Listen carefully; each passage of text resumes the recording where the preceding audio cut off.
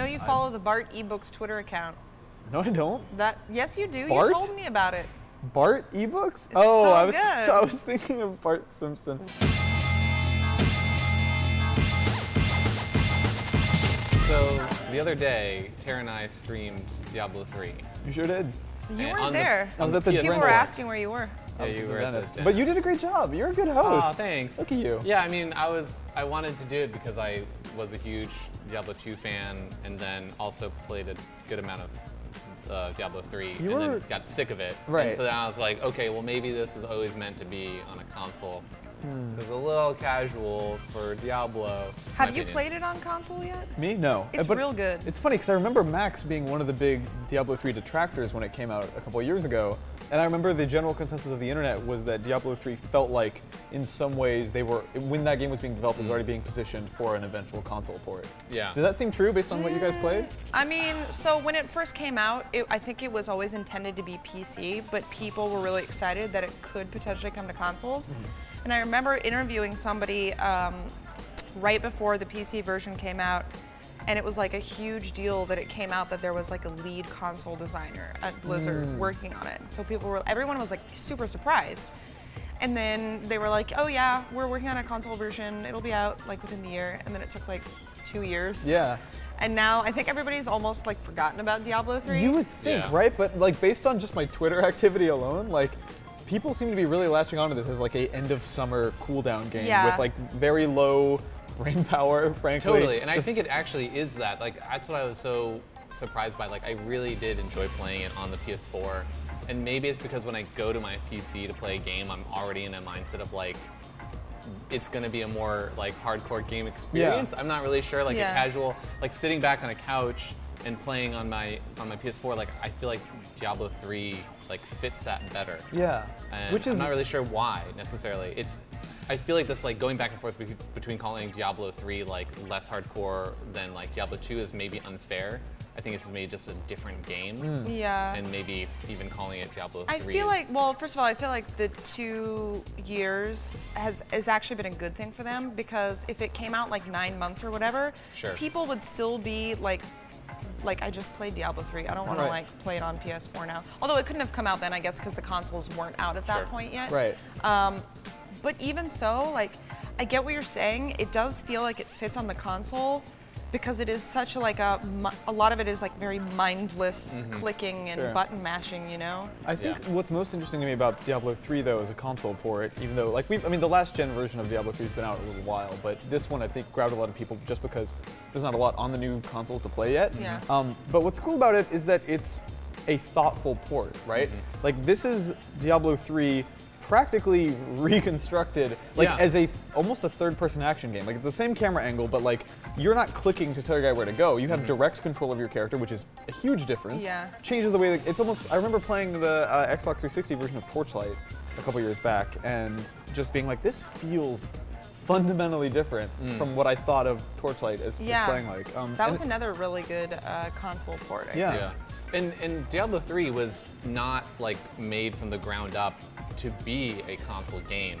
It was made as like a PC game, like Tara was saying, and like I think they always had the intention of eventually it being a console game, but Blizzard was very open about the fact that we don't make console games. We don't know how to. We would love someone to come in and show us how to do it, or to do it for us even.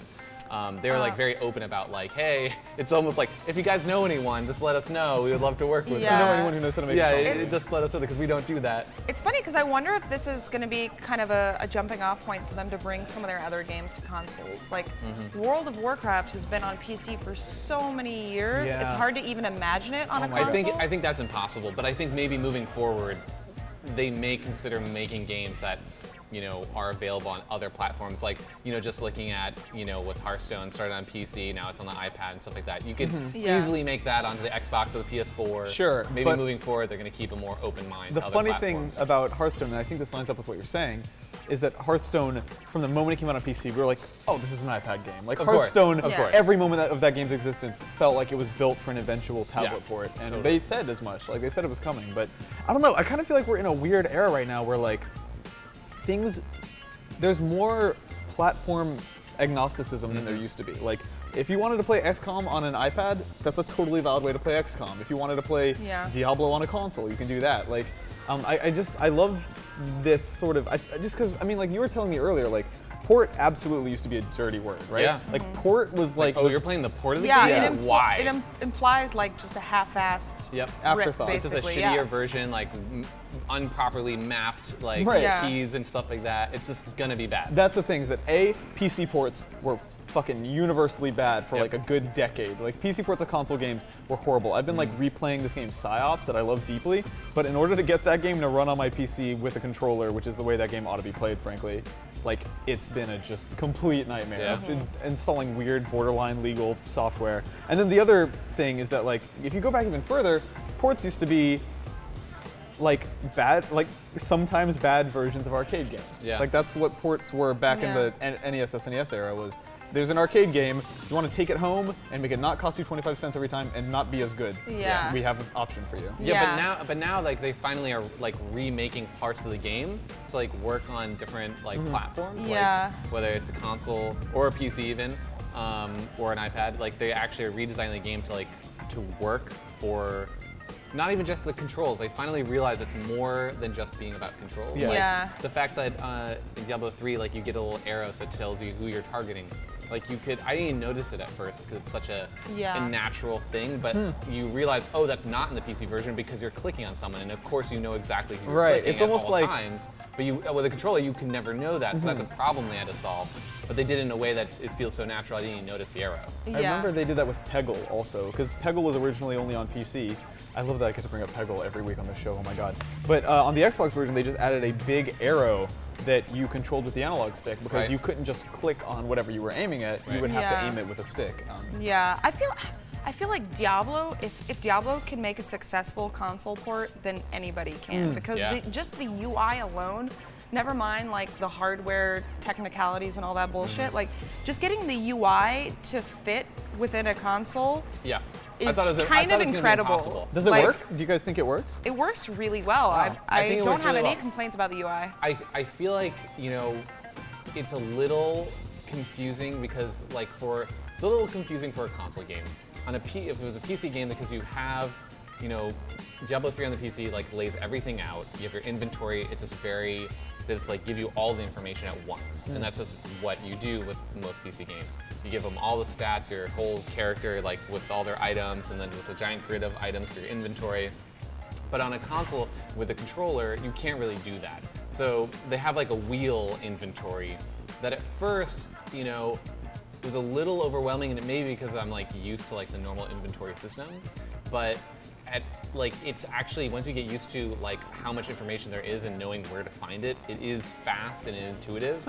And there's this amazing element where you can cycle through with the D-pad all the items you've picked up and put them on.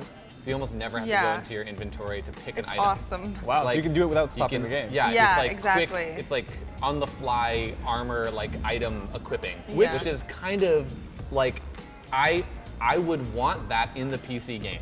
Like, if I'm running around like playing on the PC, I want to have like maybe my tab key cycle me through my items and then equip it. Like, that's an improvement on the game as a whole. I do wonder if there's like a hotkey that we never found in the original Diablo 3. Yeah. But at any rate, like that feature's massively important when you were playing the game like local couch co-op with a friend. You don't want to pause and pull up your inventory while and interrupt your friend playing. Like, if you can just quickly cycle through. Another interesting thing though about ports in 2014 is that not only are they getting better, they're also being used as a kind of stopgap in this weird generational gap we've encountered. Like, so like there's the Tomb Raider port on next-gen stuff, right? Yeah. They announced GTA 5 for next-gen consoles at E3. Watch Dogs just got like leaked and then announced as getting a next-gen port on consoles, and then there was a third Saints Row 4 got announced at PAX. They announced that they're doing a HD version of Saints Row 4. Like, every major open world game from the past 2 years is coming to this next generation of consoles. Just because, like, it's weird, man. On the one hand, I want new games. You're forgetting about the very best console port of all time, What's next gen, Zoo Tycoon. Was that? Oh my god. All of those Tycoon games started out as PC games. I still have the original CD-ROM disc for Roller Coaster Tycoon, and all of it's on console now, and it's really fucking good. Zoo Like, it's Tycoon was the surprisingly best good. was the- Zoo Tycoon yeah. is amazing. Yeah. I don't know if the UI is the greatest part about it. Yeah. But The as go-kart is- yeah, those HD graphics, man.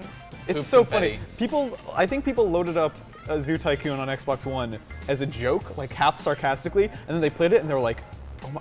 I think my this is God. the best launch game on the Yeah, Xbox One. Like, exactly. what is Dude, going it's on?" like the happiest game on earth. Like, we should have a day or a week or something where every day, since we stream every day now, we stream a different one of the Tycoon games.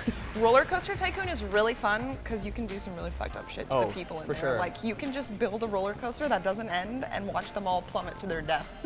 Whoa. That sounds like a roller coaster that does end, if you ask me.